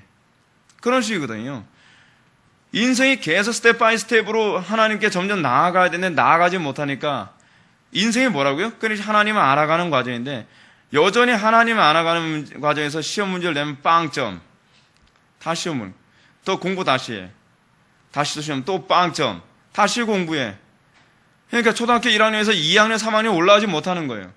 그래서 자기가 성적 잘 못 나온 거 생각하고 하나님 다른 친구들은 지금 벌써 6학년까지 올라왔는데 전 왜 1학년인가요? 시험 볼 때마다 넌 빵점이잖아. 너 2학년, 3학년 올라간다 해서 그거 문제 풀겠어? 수학 능력이 되겠어? 소위 수학 능력이, 수능 시험이란 그거잖아요. 공부할 수 있는 능력을 테스트하는 거잖아요. 근데 수능 실력이 초등학교 1학년에서 이미 빵점인데 2학년 올려주면 뭐합니까? 1학년에서 빵점이면 2학년은 당연히 빵점이잖아요. 3학년 올라가면 당연히 빵점이고. 그러니까 어떻게 해요? 계속 또 테스트. 그럼 뭐 해야 돼요? 깨달아 알아야죠. 인생만 잡고 가잖아요. 인생만요. 시간만 잡고 가잖아요. 나이 먹는다고 알아서 알아지는 게 아니에요. 이건요. 하나님과의 관계 안에서 끊임없이 회개하고 각성하며 성령의 도움을 얻고 하나님 앞에 내 자신의 정과이고 십자가에 못 박는 이 과정을 통해서 한 단계 이렇게 올라가는 거예요. 하나님께서 여러분들 신비한 음성으로 들려온다고 생각하지 마십시오. 하나님의 말씀을 통해서 성령의 조명을 받아 내 인생의 문제가 구석구석 보여야만 합니다. 그래서 여러분들이 정말 누가 보더라도 야, 예수 믿는 사람은 정말 품이 있고 멋있고 정말 거룩하고 하나님의 형상에 나타나는 그런 사람이라는 모습이 나타나죠. 은사 많이 나타나면 뭐합니까? 지나가면서 무슨 무당하슈? 전에 제가 뭐죠? 어떤 그 몇몇 목사님들과 같이 그 찜질방이라는 데 한번 갔는데 그 찜질방이 굉장히 큰 찜질방이에요. 근데 그 찜질방이 어떤 장로님이 하신다 그래서 그 장로님이 한다 그러니까 그 아는 장로님이 한다 해서 갔는데 아는 장로님은 안 보이시더라고요. 그래서 그냥 들어가려고 했더니 어떤 여자분이 딱 나와요. 그 여자분이 딱 오시더니 그분이 연세가 한 50대 정도 되시는 분인데 딱 보더니 목사님이죠? 예.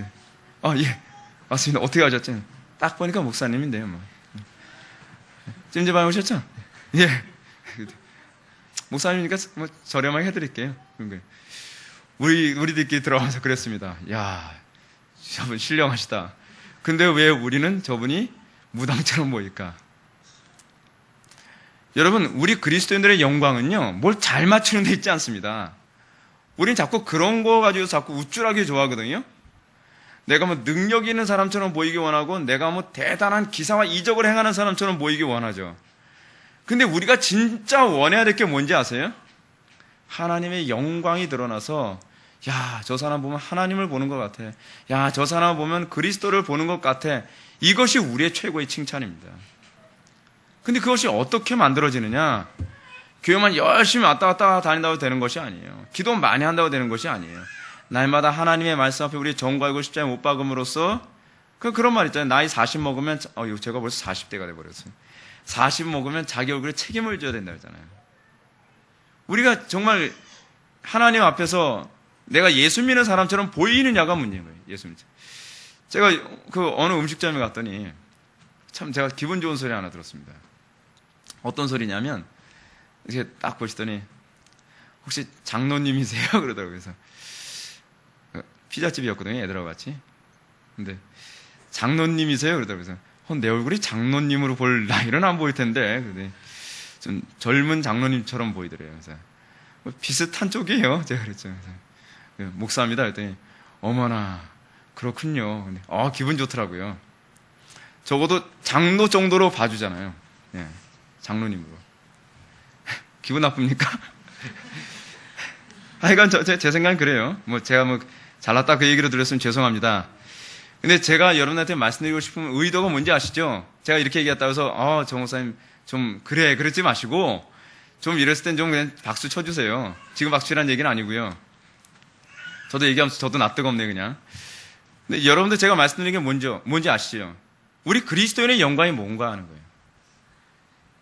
저는 개인적으로 그래요. 목사님들이 정치가처럼 보이는 거 좀 굉장히 문제 있다고 생각을 합니다.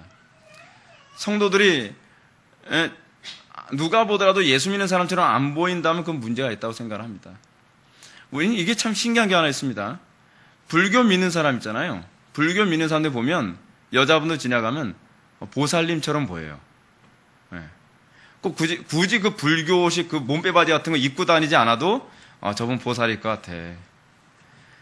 근데 여러분 만약에 어디 갔다가 혹시 불교인이 그랬다고 할지라도 혹시 보살님 아니세요? 그러면 여러분 회개하십시오.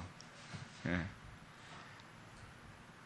아무리 여러분들 듣기 좋은 소리로 상대방이 얘기했다 할지라도 이건 우리의 수치입니다. 우리는 뭐처럼 보여야 됩니까? 예수 믿는 사람처럼 보여야 돼요.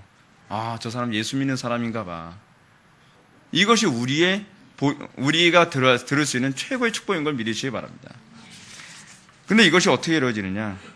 날마다 하나님의 말씀 안에서 우리의 정과의 십자가를 못 받고, 그리고 마치 여러분 큰바위 얼굴이라고 하는 그 소설이 있잖아요. 큰바위 얼굴에서 큰바위 얼굴을 날마다 어렸을 때부터 보면서 자란 아이가 나중에 큰바위 얼굴처럼 얼굴이 변해가더라 라고 하는 것처럼, 우리가 날마다 그리스도만 바라보며 우리가 살아갈 때 우리가 그리스도의 형상으로 화해지지 않겠습니까? 우리가 예수 오래 믿었는데 보살님처럼 보인다. 딴 거 쳐다본 거죠. 딴 거 쳐다본 거예요. 예수 오래 믿었는데 그 남자 보면 혹시 점집 하세요? 그렇게 그 얘기 나오면 곤란한 거예요. 그죠? 예수 오래 믿으면 점점 그리스도인처럼 보여야죠. 누가 뭐라고 하더라도. 그래서 84페이지 위에서 세 번째 줄, 인간의 마음이 그 연약하고 무기력함 때문에 하나님의 거룩하신 말씀의 도움이 없이는 절대로 하나님께 이를 수 없는데, 유대인을 제외한 그 당시의 모든 사람들이 그 말씀 없이 하나님을 찾고 있었고, 따라서 필연적으로 허무와 오류 속에서 이리저리 방황할 수밖에 없었다. 그래서 여러분, 말씀을 멀리하고 은사와 신비적 체험만을 가지고 예배하는 자들은 하나님을 바로 알지 못합니다. 여러분들 정말 조심해야 될 게, 여러분들이 하나님의 말씀은 무관심하고, 여러분 하나님의 말씀만 선포된다면 눈이 그냥 흐리멍덩해지면 이거 정말 심각해지는 거예요. 은사 체험이다, 무슨 신비적 체험이다, 누가 뻘떡뻘떡 쓰러졌다, 뭐 체험했다, 막 그랬을 때 눈이 반짝반짝하는 사람들의 문제가 뭐냐면, 이 사람들은 거의가 다 신비적 체험이나 어떤 은사 같은 것 통해서 사실은 자기 자신을 예배하고 있는 거예요. 하나님을 예배하고 있는 것처럼 보일지 모르나 실제로는 자기 자신을 예배하고 있는 겁니다. 하나님을 예배하는 사람만이 말씀에 관심을 갖게 됩니다. 오늘날 제가 많은 은사주의자들을 봤거든요. 근데 많은 은사주의자들에게서 나타나는 것이 뭐냐면, 많은 은사주의자들이 말씀에 관심이 없습니다. 그 사람들은 날마다 기도밖에 얘기를 안 합니다. 산기도에 가면서 자기가 몇 시간 기도했다는 얘기밖에 안 합니다. 그리고 엄청난 체험했다고 하는 걸 많이 얘기합니다. 그 체험 얘기하기 좋아합니다. 왜 체험 얘기하기 좋아할까요? 이유는 여기 있어요. 체험을 통해서 자기가 숭배의 대상이 되기 때문에 그래요. 그래서 그 사람들은 그 체험을 통해서 역사하신 하나님의 은혜를 찬미하는 것처럼 얘기하지만 사실은 자신의 위대함을 자꾸 드러내서 자기 찬송의 즐거움으로 살아가는 존재들이에요. 그래서 그 사람들이 말씀에 관심이 없고 설교만 했다면 100% 조는 이유가 거기 있는 거예요. 사랑하는 성도 여러분, 우리가 이 땅에서 가장 조심해야 될 게 뭔지 아십니까? 자기 숭배입니다. 자기 숭배하는 자는 결코 하나님을 숭배하기 위한 말씀에 관심이 없습니다. 우리의 신앙을 점검하는데 가장 중요한 점검이 뭐라 했죠? 솔라 스크립트라. 오직 말씀입니다. 오직 말씀. 말씀에 대한 우리의 반응, 말씀에 대한 우리의 영적 감각, 이것이 여러분들의 영적 상태의 수준을 결정하는 것임을 믿으시기 바랍니다. 기도하시겠습니다. 사랑이 많으신 하나님 아버지, 우리의 마음이 항상 하나님의 음성을 들을 수 있는 건강한 영적 상태로 세워질 수 있도록 은혜 베풀어 주옵소서. 하나님께서는 여러 가지 환경을 통해서 우리에게 말씀하시지만 성경 말씀에 어두운 우리가 항상 이 하나님의 음성을 제대로 깨닫지 못하고 미련하게 살아갈 때가 얼마나 많은지 모릅니다. 우리가 삶 속에서 성경 말씀을 통해 하나님의 자비하심과 사랑과 지혜와 선하심과 그분께서 우리를 날마다 보호하고 계시고 우리에게 모든 것을 합력하여 선을 이루시고 지혜롭게 모든 것을 이끌어 가심을 믿고 범사에 감사하며 범사에 자족하는 일체의 비결을 배울 수 있도록 은혜 베풀어 주옵소서. 예수님의 거룩하신 이름으로 기도 올립나이다.